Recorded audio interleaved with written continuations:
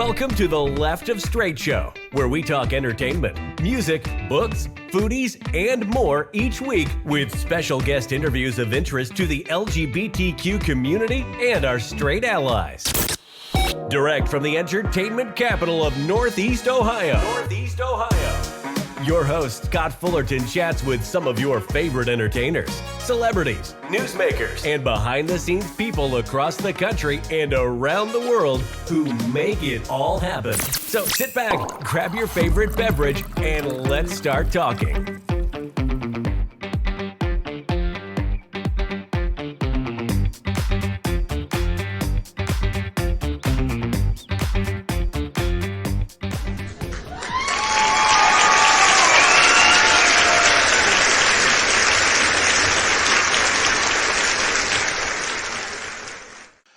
Alrighty, guys, let's dive into my next interview. Today, I'm thrilled to be joined by Brian O'Donnell. He's a talented writer and director of the heartwarming film Akron. Brian's film explores themes of love, loss, family in a beautifully nuanced way, highlighting the complexities of human relationships and the challenges that two young men face as they explore a new relationship, unaware of how their tragic past intertwine. Brian's also a passionate advocate for the LGBTQ plus community. He's devoted his time and talents to supporting various organizations that work to advance our rights and well-being. Two organizations that Brian's been particularly involved with are the Calamus Foundation and Broadway Cares Equity Fights AIDS. The Calamus Foundation is a nonprofit organization that seeks to promote social justice and LGBTQ rights through grants and advocacy. Brian has been an executive director of the organization, providing leadership and guidance in its effort to support the LGBT community, individuals, and communities.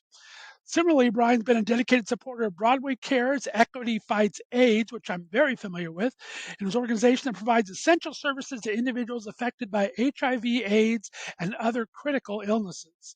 Brian's helped the organization raise critical funds to support those in need and advance research efforts to find a cure for these illnesses. We'll dive into Brian's creative process, the inspiration behind Akron, and its perspective on the importance of telling LGBTQ plus stories in film and media, along with his great work in these organizations. His talent in filmmaking, commitment to advocacy and social justice is an inspiration to many and a reminder of the importance of using one's platform and talent to make a positive difference in the world. And I knew I had to share it with you. Please welcome Left of Str8 Show for the first time, Mr. Brian O'Donnell. Brian, how you doing, sir?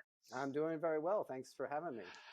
I appreciate you taking the time to call in today. It's a pleasure to get to know you. I told you when I asked you for the interview, I don't know, I've been doing LGBT entertainment for 7 years. I don't know how I missed your film until last month, but I finally got a chance to see Akron streaming, and just an amazing movie. So I had to invite you on, and then researching you, you've done great things for our community. So thank you, sir. Oh, you're welcome. I'm glad to hear that you found it. Yeah, we're out in festivals, LGBT festivals, and general audience festivals in through 2015 through 2017.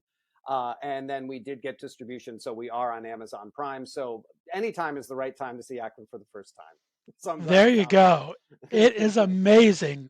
I agree 100%. Let's talk a little bit about yourself to start off with. Tell me about, you grew up in Akron, Ohio, which is literally 45 minutes from where I'm at here in Northeast Ohio. Talk a little bit about what kind of a kid you were and what kind of drew you to the entertainment industry. Yeah, I was born, raised in Akron. I'm the youngest of 6. I have 4 older brothers and 1 older sister of an Irish Catholic family. So I grew up in the suburbs, went to Catholic school, elementary and high school. And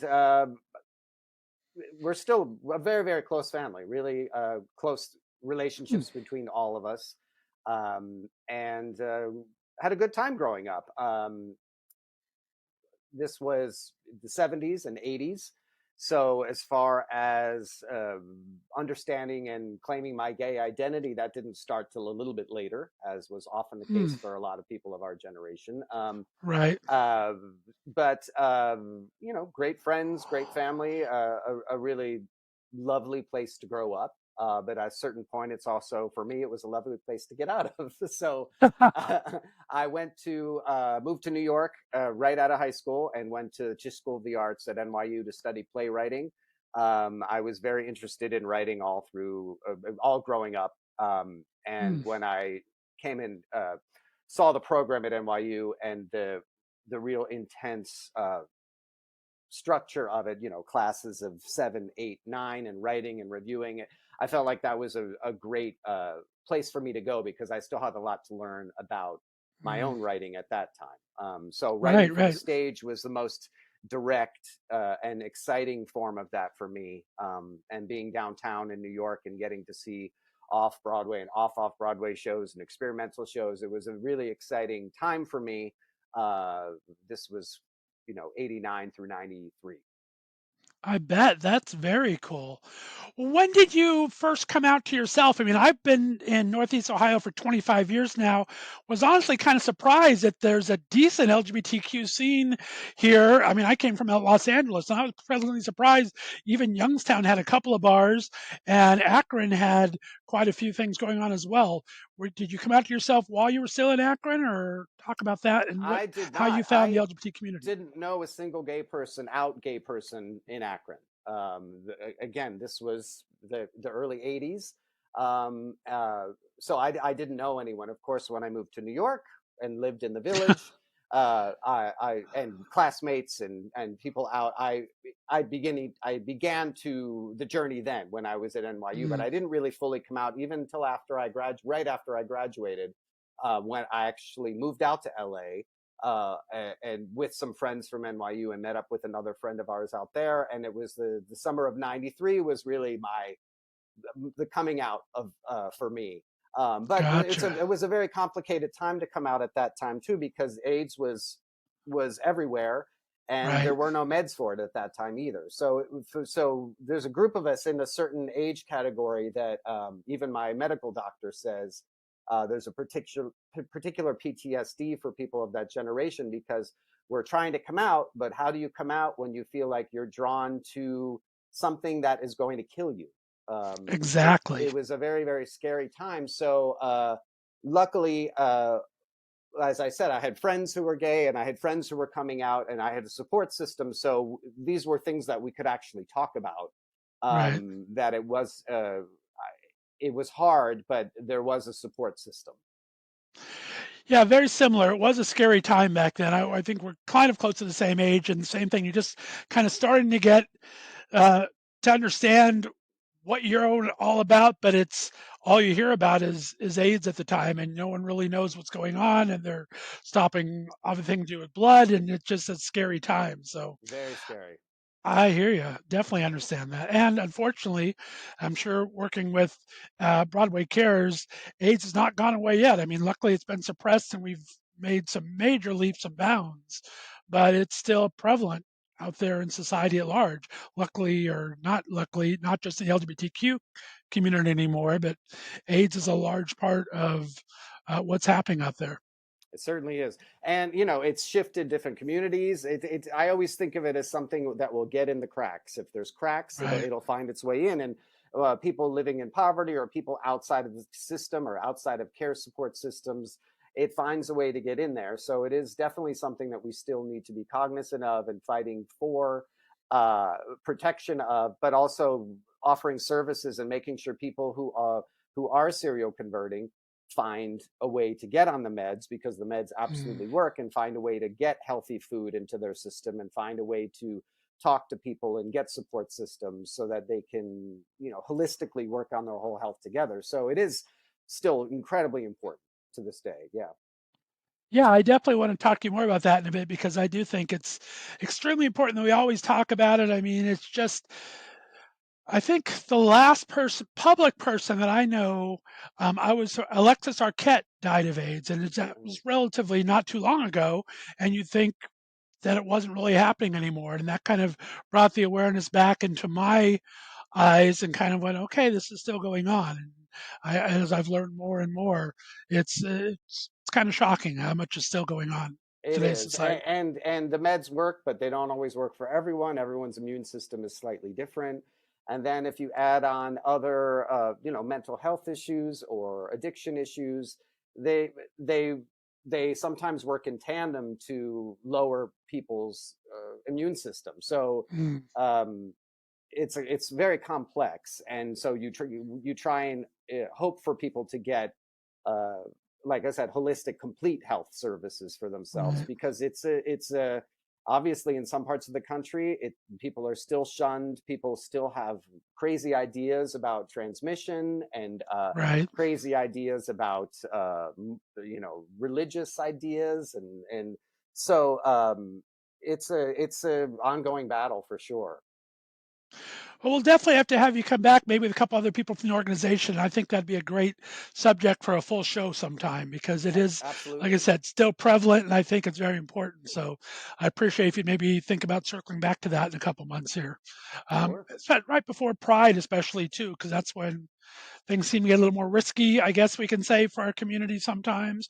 And it's always great to have some good reminders of what we can do to protect ourselves and to just know how to be a caring member of the community, right? Yeah, and if you're an adult and you can, find a doctor who's gay or lesbian or, yeah, LGBT friendly. That's really important, because the doctor's the person you have to be very honest with about all this stuff, because they're there to Right. treat your health and not to judge you. And also, just want to mention PrEP, that there are pre-sex prophylactics that you can get, that will protect you pretty much 100% from getting the virus. So those are two things I just want to mention now. Oh yeah, definitely. I think prep has been a game changer in everything. We talked back in the day about finding the cure or finding the vaccine, but I think prep has been even more of a game changer than those two things since it's come along. So yeah, definitely. Absolutely. I mean, the peace of mind alone that it gives. I mean, those are things we really struggled with that back in the day, and having a pill Right. to give you some semblance of assurance is great for the mental health.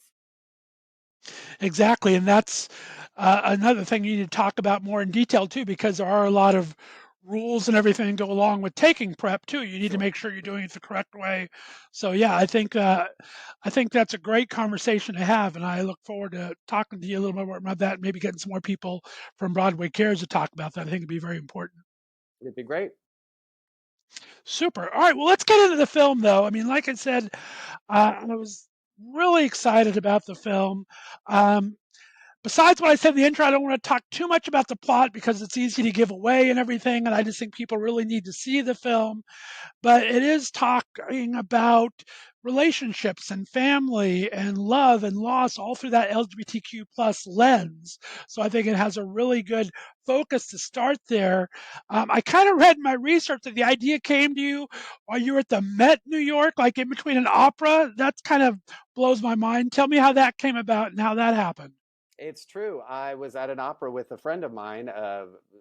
Il, uh, it was a Verdi opera, Il Trovatore, and I hadn't written for a long time, to be honest. I had put down the pen, and uh, as I was watching the first act of the show, and it was hitting me on all cylinders. And I thought to myself, if I were to write something again, I would want to write something that's like this, that's two houses against each other.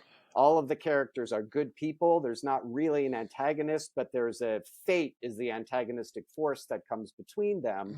Mm. And also a very strong mother-son relationship in the opera too. And as I sat down for the second act, my movie started playing in my head, uh, from the very first shot of the wobbly wheel in the supermarket. And I thought to myself, what is this? You get this out of your head and watch the show. And then I realized, no, you just asked for this. And so you have to honor it. So after it was over, I turned to my friend and I said, listen to this movie that just played in my head while we were watching this show. And I walked home and dictated into my phone what was the first draft of the script. And then, of That's course, I worked on amazing. the script for a few more years to flesh out the characters, but the main structure and the main storyline and the main tensions of it were there from that first night, which who knows if that'll ever happen again.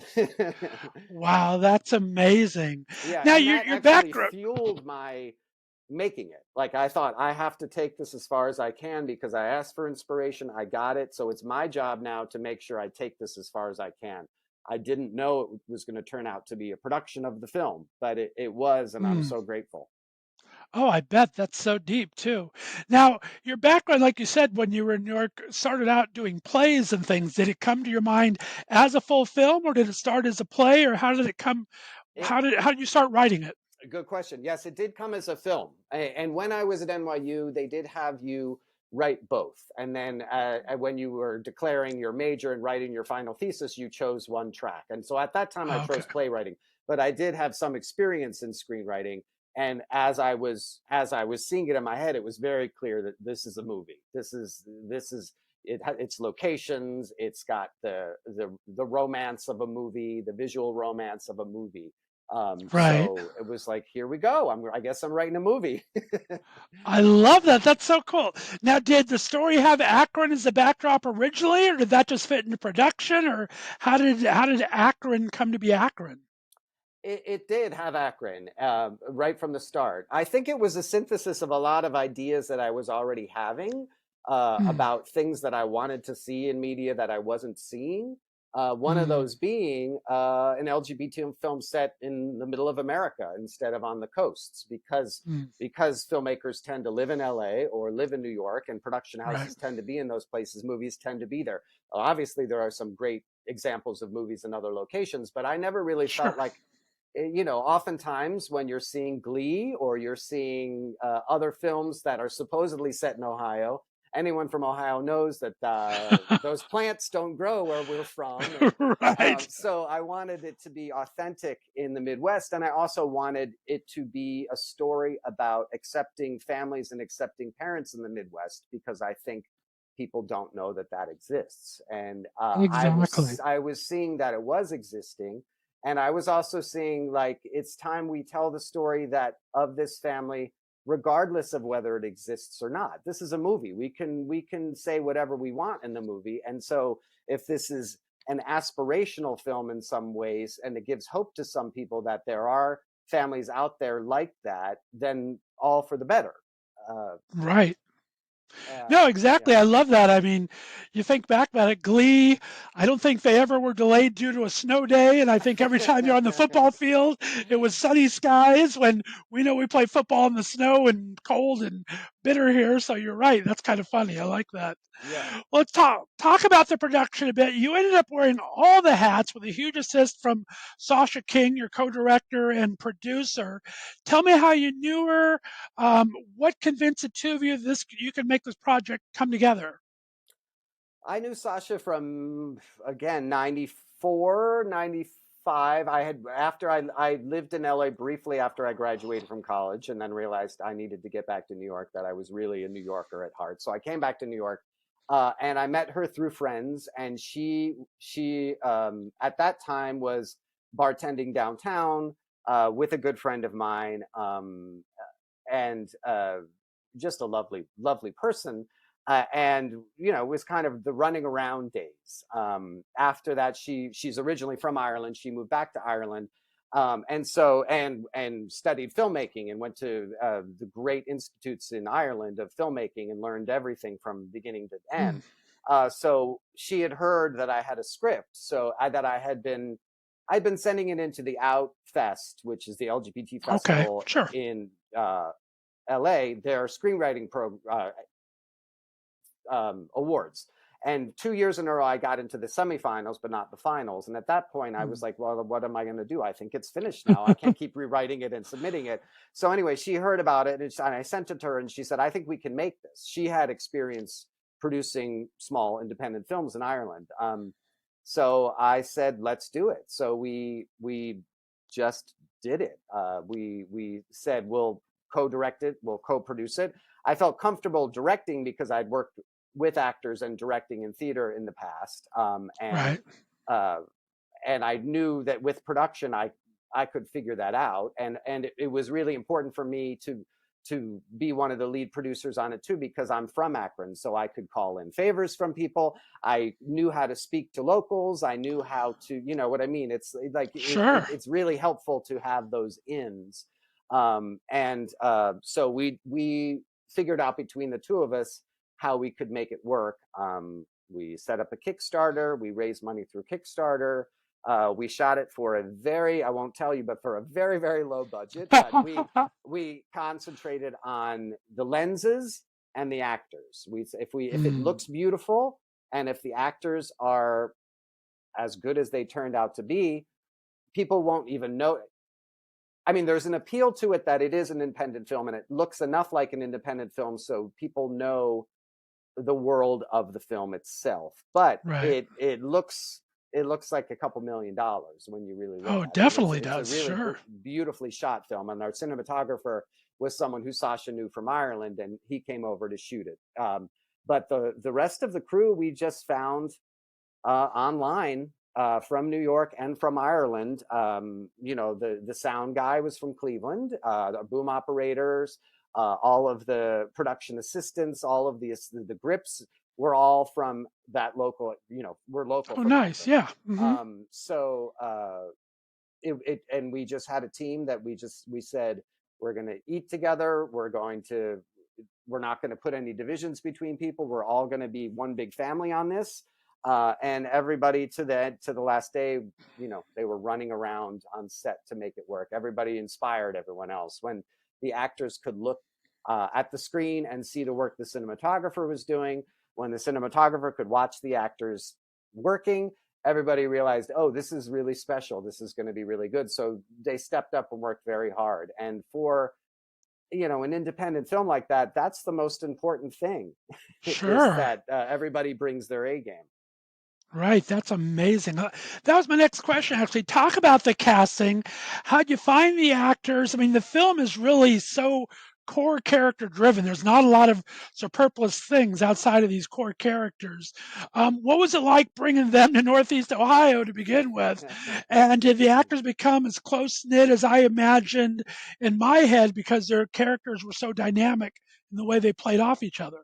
Yes. Well, we got a casting agent. That was another thing that we did. We got a casting agent here in New York. She specialized in independent films and in theater. So Okay. we saw, we held open auditions. We held auditions in Ohio too. And that's where we found Becca, who plays the younger sister in it. She was Okay. from Columbus area at that time, and she came up to Akron to audition. The rest of them we got through either live auditions here in New York, or Matthews had sent in a tape, because at that time he was based in Texas. Okay. And it really was just going in and keeping an open mind and watching and seeing what you're looking for. And Matthews sent in his tape with 3 scenes and completely nailed them all, and was obviously Benny. And the same thing happened with Edmund. He came in person here in New York, and we had seen probably 50 or so young guys, a lot of them Broadway, off-Broadway, New York actors. We saw a Right. lot of talented people. But again, when Edmund came in and did his audition, it was clear from that moment. And then it was, let's hope they have chemistry. Let's hope they can work well together. And they did. And they were both very excited to be a part of it. I think they both understood, the whole cast really understood that this was a different movie, because this was a movie where homophobia was not going to be a part of the script. That this is not still, I think on television it's becoming more and more common, but even to film these days, it still is not as common. I'm all for a coming out story.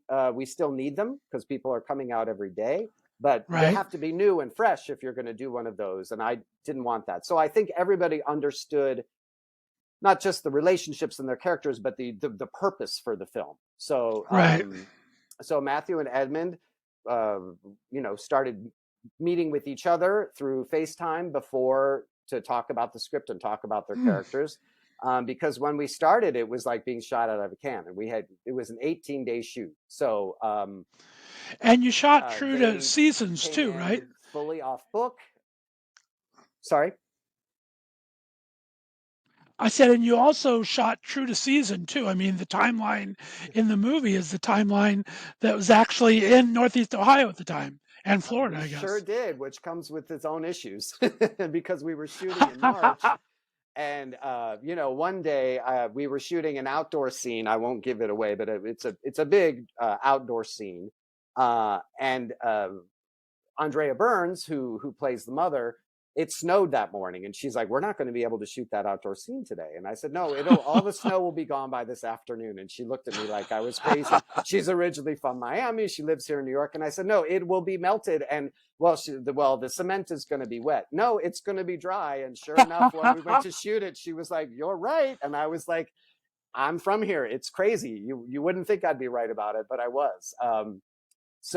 And another day we were to shoot an outdoor scene, and it was a blizzard that day. Mm, So we had to change our schedule and shoot indoor scenes. But what I found, I think probably the biggest thing I learned on making the film in general, and I certainly found it in that instance, was you make a plan and something goes wrong, and you have to figure out how to correct the plan. And almost every time, once you get over the anxiety of it not going according to plan, the decision you make in the moment is usually better than the original plan in the first place. It was really hard for right. me to trust that process, but by the end of the filmmaking, I was like, okay, I get it. Because being new to it, I felt like if we make one mistake, the whole house of cards is going to come down, and we're not going to get the movie. Um, Right. but the weather certainly played a role in helping us find our creativity. And to that, there's one beautiful scene in the movie with the sunset, and Mm, that's another thing that we could not have planned, that we just lucked out that happened to be happening that day. And I knew of a vista where we could go shoot that scene, and we went, and as we rolled the cameras, that happened. So that was a gift. I know that scene well. I like it in Yeah. the car there, overlook. Yeah, very nice, very nice. I like it. Well, you touched on two things I wanted to come back to here. Um, your lead actors, Matthew Frias was Benny, Edmund Donovan's Christopher. They did have that amazing chemistry, I thought. What, and you kind of answered it, but I'm going to ask again. What did they bring to the film that surprised you? And this was also looking over their resumes while doing some research. This was kind of one of their first leading roles. What do you hope you kind of brought to them as well? Yes. Well, they were just fantastic. I mean, they as I said, they were off book, so they knew every line. And as a writer, that's a wonderful, wonderful thing. I bet. But they also they asked the right questions. As we would go into scenes, if they had questions about intentions that they wanted to clarify, they asked the right questions, which is really helpful. They're both very smart guys, and they're very intuitive guys. So oftentimes with them, we very rarely rehearsed scenes before we shot them. We might say stand here, move here, this, but the majority of the time we just said action, and they would create the scene in front of us. So that was a gift, because oftentimes you can Sure. get bogged down in trying to help someone if they don't understand, or they've forgotten, or they can't get into it in the moment. The clock is ticking. You don't have a lot of time. So Right. they both came with a deep understanding of the characters, and I think they also did understand this has a, even though we were shooting it on this budget, and I'm a no name guy, I'm not connected on either coast. They brought their A games, and they understood what it could be. So they treated it with respect. And after shooting, Matthew came up to me and said, "This is my first starring role. I've dreamed of doing something like this, and thank you so much." And I was like, "Thank you. It was clear that you loved it, and you treated it so well, and you got into it." I felt like he was such a very soulful actor, that he Hmm. has a real Yes. soul that he's able that comes shining out of his performance, that we were able to leave certain things less defined because of that, because it was uh, more important for him to show the emotions than to say something sometimes. And that's a real gift for a filmmaker, because it's such a Sure. visual medium. Right, exactly. I love that. That's fantastic. And like I said, they just had such marvelous chemistry together. And also the cast portraying, I'm circling back to what you also just said, the cast portraying that the rest of the family, they gave some amazing performances, and especially the moms. God, I can't talk enough about the moms. That was fantastic. We'll have to talk about them in a second. But what I really loved was the acceptance of the sons, the brothers, the friends' sexuality. As you were saying, it's like you don't often find that, especially in dramatic films, where it's just LGBT is what it is what there's not the coming out story. As you said, they've been done really well, but I think, I mean, just spoke with a director of An Age that just came out, which was fantastic coming of age Hmm. story or coming out story. But I think it's a lot of beauty doing the non-issue. As you said, I think in television back around when you were filming this, you had Teen Wolf just starting to do it maybe where it was a non-issue, but this was kind of a new thing. And I love that. Talk about what made that exciting for you just to make that part of the world. Well, right from the writing, at the very beginning, at the writing, when I was writing it, and you're imagining a conversation with these two guys, and if they don't have that element of fear or shame or fear of discovery or uncertainty of coming, if they're already out, if they're past that stage, what do they talk about? This is different than what we're used to seeing, and it really opened me up to allowing them to have a completely different emotional journey than one connected to their sexuality. And it was freeing. And I think it's, as I said, it's still not done enough as far as I'm concerned. But it's not my story. I grew up when I grew up, and the Right. difficulties of my coming out were of my generation. So I wasn't trying to write my story. And I have a lot of friends at that time and still do who are younger people who, when I hear their stories and they tell me, oh, I met a guy at a club the other night and I brought him home, and in the morning my mom made him breakfast, my mind is like, wait a minute, what? Right? But it's wonderful. So it was giving them the floor and saying, well, an 18-year-old at the time it was 2014, is different than my story. What is it? And if they're already out, what is their life like? And I would say, at talkbacks after some of the screenings, we know this as gay people, but when we tell stories about what did you do today, sometimes it has something to do with our gender, sexuality, but usually it doesn't. And so why do our film Right. stories have to have anything to do with it? Obviously, who we are is going to play out. And these are gay characters, and they do kiss, and they do get romantic, and they do behave like gay men together, gay boys, gay men together, but it's not about their sexuality. So that was freeing. It was exciting to set that in Ohio. And there was an element to me, I felt like I was almost doing a performance piece of going back home. And I was very clear with everybody that I was working with. This is the story. It's about these two boys who fall in love, and there's an incident between their families, and everybody there said that sounds great, and I want to participate. And some got overly enthusiastic because it was a gay story, because they got it. They wanted to be supportive of the gay community in Ohio. So it was great. It proved to be, I think, again, the reason why it was made and the reason why people responded so well to it, I think. All right. Side note: how shocked were you about Akron having its own Pride Festival the last 3 years and being as well received as it's been? I mean, it was probably one of the best launches I've seen in the Northeast area of a Pride Festival. Yeah, Have you been to it? I have been. I was in the one in, I guess it was 2019, before the pandemic. It was incredible. I mean, not only growing up did I not know there were any gay people in Akron, I certainly did not know there were so many trans, so many bisexual, so many people on the spectrum of sexuality in Ohio, and to see them out in Akron, it was incredibly moving. It's definitely empowering. It's a really impressive community there, and I know people come from all over Ohio to go to that one because it really is a really special one. It's a march. It's not a Right. parade. It's a march, and it still has that element of we're claiming our space, and we are here because of who we are. And the celebration is fantastic. There's a stage and drag queens and all those incredibly fun things. But I do feel like it's a real support for people there to know Right. you get to see all these people out, and you can't count them. There's so many. It was wonderful. I've been very impressed with that entire organization. I got to be honest. Yes. It just started. I think that was the first year it started, maybe 2018. I mean, they had Betty Who the first or second year as their main act. I mean, they just really knew what they were doing, and I'm very impressed by them. That Yes, me sidebar. too. Me too. Let's circle back to the movie. I need to talk about.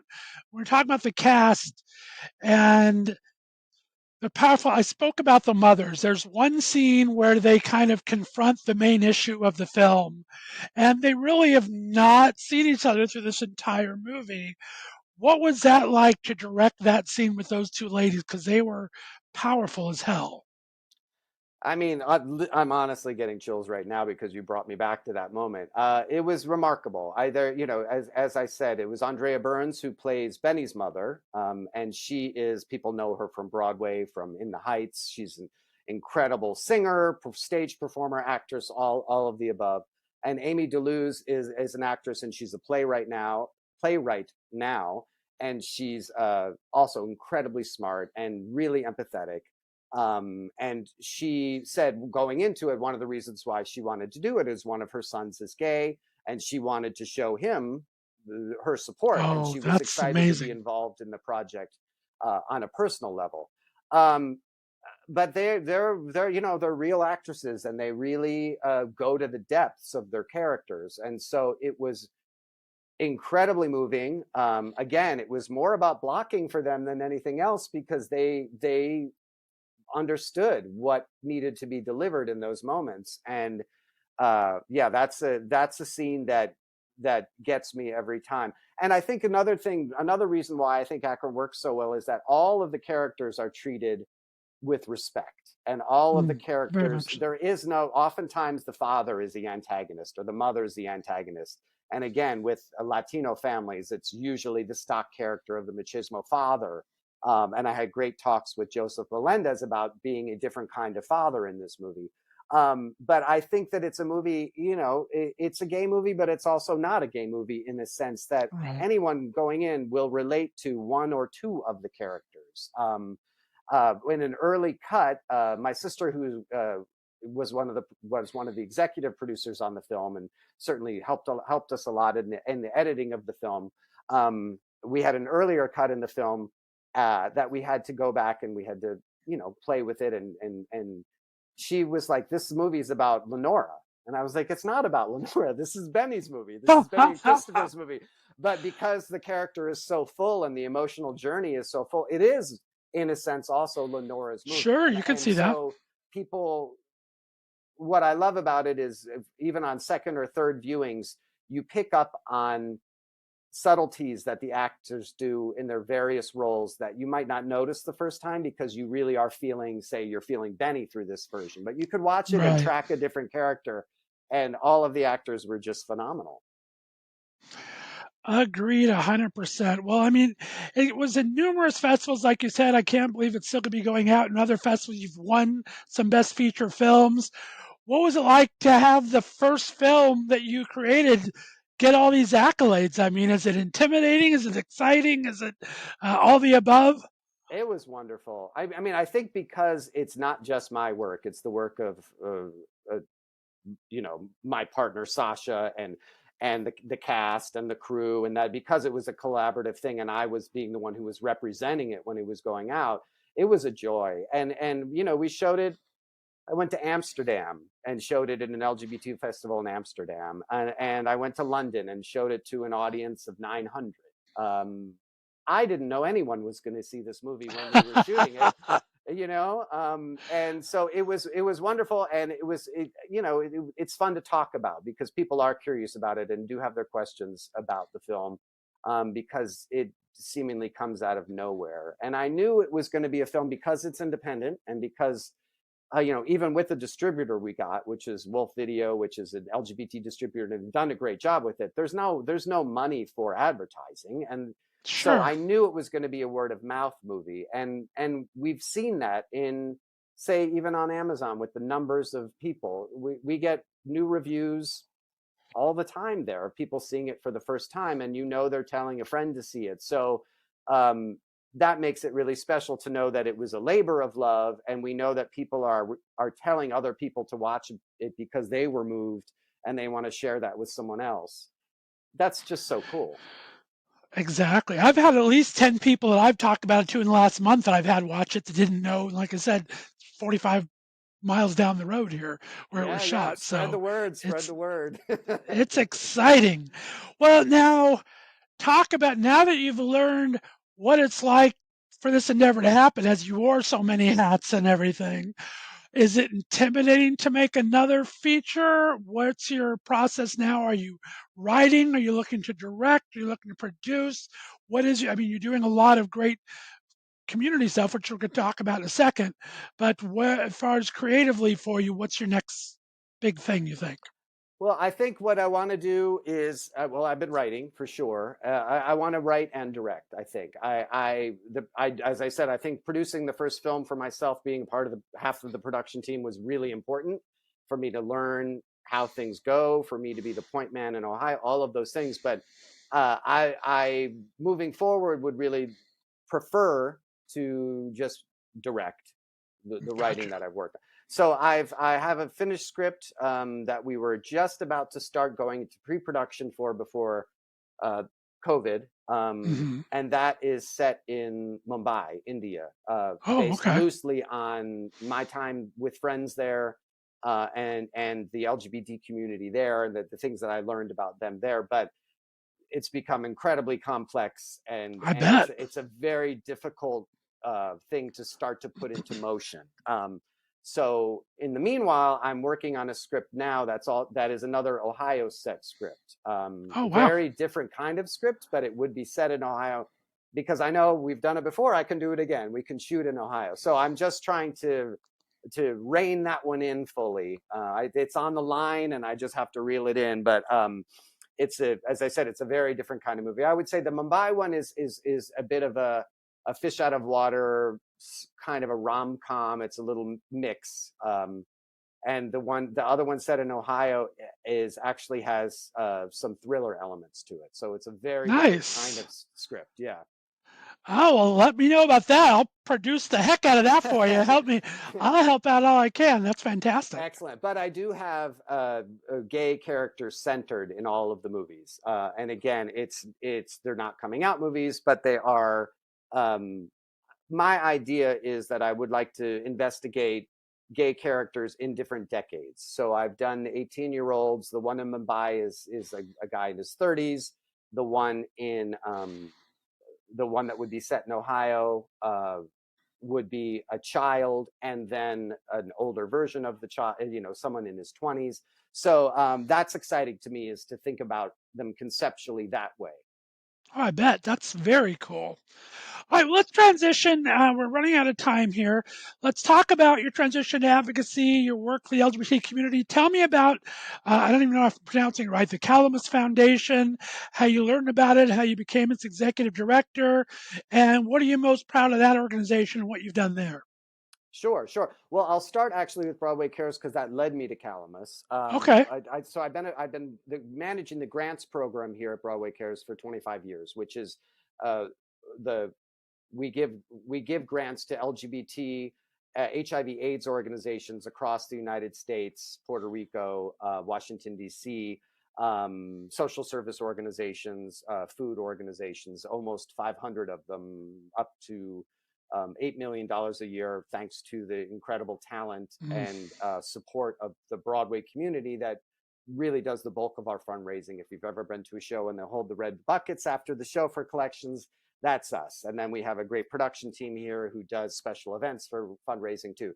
So I started doing that when I was 26, 27. And it was an interesting shift to me because I was out to some people, but not out to everybody. And I thought, wow, this Mm. is really going directly at it. But my first boyfriend in '96 was HIV positive. So Mm. I was confronted right away in my personal life is, what do I do? Do I reject someone because I found out he's positive because I'm very scared? Or do I just deal with this? This is obviously won't be the last time in my life where I have a relationship with someone who might be HIV positive.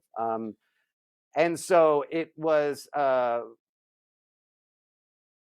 it was a way for me to deal with that personally, but it was also a way for me. I'm not really an activist. I support activism, and I think it's really important, but I'm not necessarily someone who goes out and protests in the street. I'm more interested in being within an established framework that can use the impetus of the activists to make a difference through constant work. So I've been working at Broadway Cares for many years in the grants program, and at a certain point I wanted to step away and really work here only part-time, because I just was feeling like I'm not using enough of my energy here. I don't know what I'm going to do, but I feel like I need to take a leap.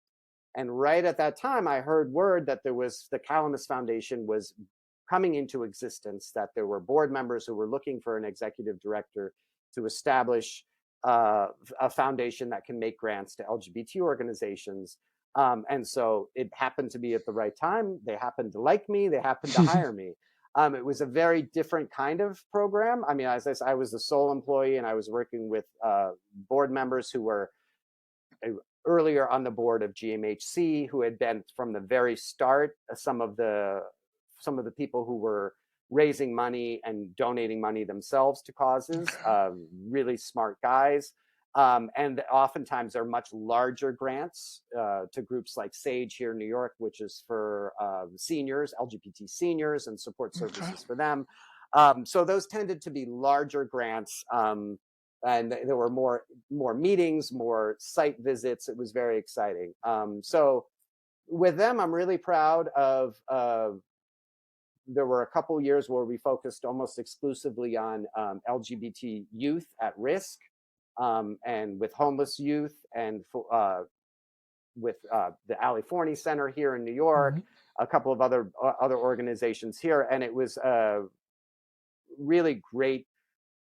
That was a really moving thing to go to visit all these places, to hear firsthand from these kids what their lives were really like and what support they needed, and know that there were, successful, well-heeled LGBT folks who continued to look for other people who had less than them and wanted to help support them. And as I said, within the Broadway community, within the LGBT community, there's a lot of people who, because of the journeys they took, really are very empathetic to other people and want to give back and want to work to give back. And I like being around people like that. They're really inspiring.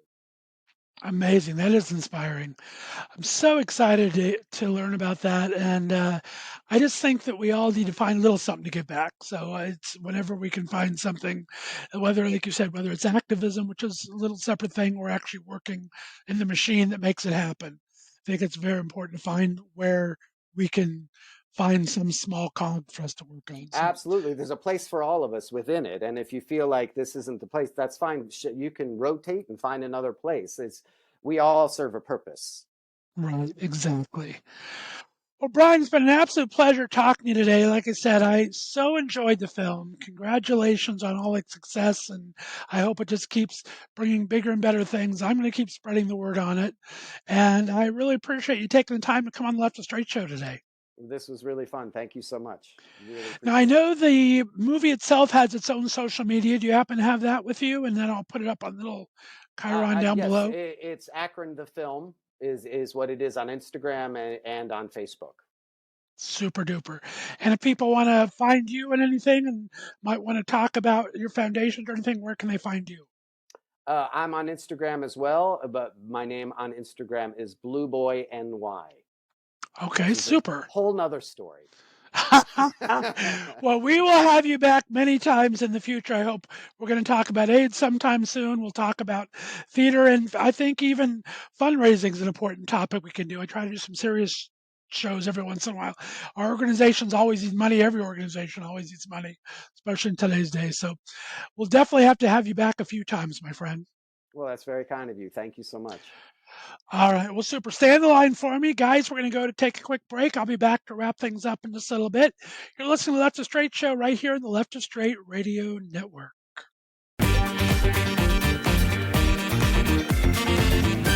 Thanks for listening to the Left of Str8 Show. Be sure to subscribe on your favorite podcast distributor, and please give us a 5-star rating so more listeners can find us.